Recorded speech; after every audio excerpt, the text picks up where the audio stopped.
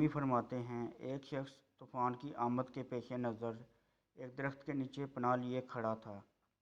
ایک دوسرا شخص پاس سے گزرا تو اس نے کہا میاں جب طوفان آتا ہے تو بجلی گرنے کے امکان درختوں پر زیادہ ہوتا ہے، اس لیے یہاں سے ہٹ جاؤ۔ اس شخص نے جواب دیا کہ میرا رب مالک ہے۔ اس کے بعد ایک دوسرا شخص گزرا، اس نے بھی یہی نصیحت کی تو درخت تلے کھڑے ایک شخص نے پھر یہی جواب دیا۔ آخر ایک تیسرا بندہ گزرا اور اس نے یہی کہا اور اس آدمی کا پھر یہی جواب تھا کہ اللہ مالک ہے۔ غرض طوفان آیا، بجلی گری اور وہ آدمی فوت ہو گیا۔ یہ سارا منظر جو ایک بندہ خود دیکھ چکا تھا، اس نے کہا کہ اس بندے کا تو اللہ پر اس قدر ایمان تھا، خدا نے اس کو کیوں نہ بچایا۔ مولانا فرماتے ہیں کہ وہ 3 بندے اللہ نے ہی بھیجے تھے کہ بچ جاؤ، مگر اس شخص نے نہ مان کر خود اپنی تباہی کی۔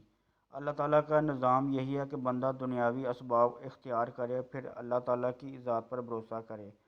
حدیث شریف میں حضرت انس رضی اللہ تعالیٰ عنہ سے مروی ہے، ایک شخص نے رسول اللہ صلی اللہ علیہ وآلہ وسلم سے پوچھا کیا اونٹنی کو باندھ کر توکل کروں یا بغیر باندھے؟ آپ صلی اللہ علیہ وآلہ وسلم نے ارشاد فرمایا باندھو اور اللہ پر بھروسہ کرو۔